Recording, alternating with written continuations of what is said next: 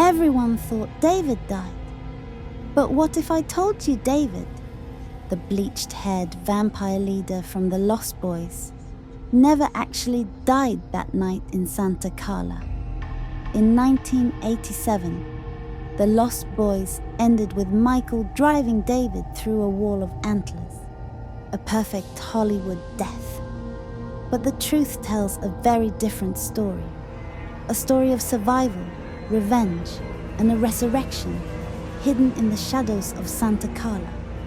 Tonight, we uncover what really happened to David after the Lost Boys movie. This is the untold truth you have been waiting to hear. The night was chaos. Michael and David, half vampire against full vampire. Michael, fueled by desperation, slams David backward, impaling him on a rack of deer antlers. Everyone thinks it's over. David gasps, his eyes go cold, and he slumps lifeless. But something is off. He doesn't turn to dust like the others. There's no fiery explosion, no collapse into ash. Just silence. And yes, the Frog Brothers does say, no two bloodsuckers go out the same way. Some yell and scream, some go quietly, some explode, some implode. But this line was intentionally left in the movie to mislead you on the true ending of David. Because the truth is, David didn't die that night. The antlers never pierced David's heart. He was wounded but not destroyed. Vampires in the Lost Boys universe don't die unless their heart is directly impaled. So after that battle, while the Emersons celebrated their victory, David's body lay motionless in the ruins, slowly healing. Days passed. The blood on his chest dried, his body cold. But his heart still beat faintly, deep in his chest. And then he woke up. David regenerated, his body knitting itself back together. He crawled out of that wreckage, weak, starving, and filled with rage. The leader of the Lost Boys had survived, and Santa Carla was about to feel the consequences. David fled north along the coast, slipping through abandoned tunnels and forgotten highways, feeding on drifters night after night until his strength returned.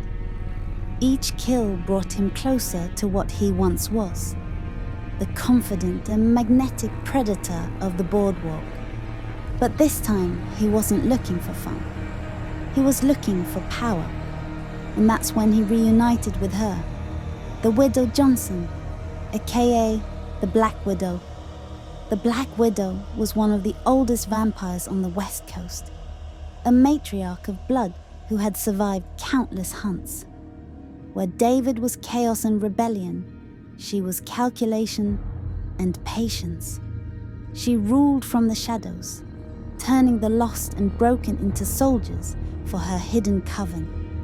When David came to her, still scarred and reeking of revenge, she didn't see weakness. She saw potential. A fallen prince who understood pain, loss, and hunger. Under her wing, David began to rebuild.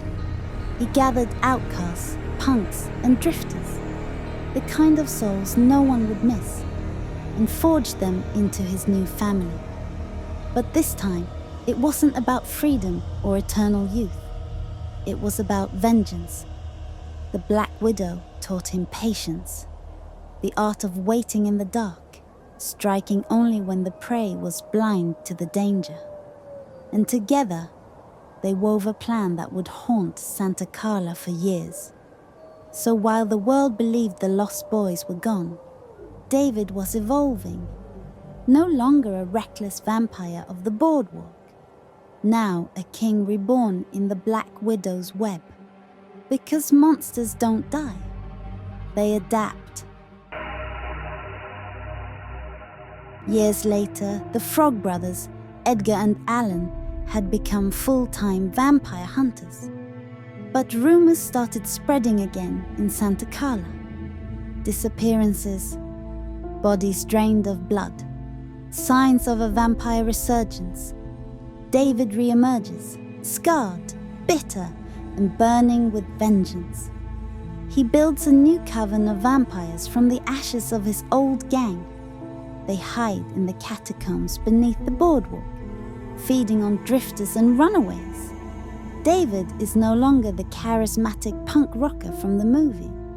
He's darker now, more controlled, less human. Every move he makes is part of a plan to rebuild his lost empire. But the Frog Brothers haven't forgotten him. They've been waiting for years, obsessed with the idea that David might still be out there.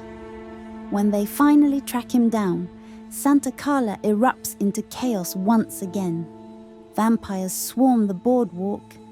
The Frogs and Sam Emerson team up for one final hunt. The battles are brutal. Underground tunnels, firelight, broken stakes, screams echoing in the dark. But David is no longer fighting for fun. He's fighting for revenge. And right when the frogs think they've killed him for good, David vanishes again. David escaped, wounded but alive. A ghost fading back into the shadows of California's coast. Imagine it, decades later. The neon lights of Santa Carla flicker again.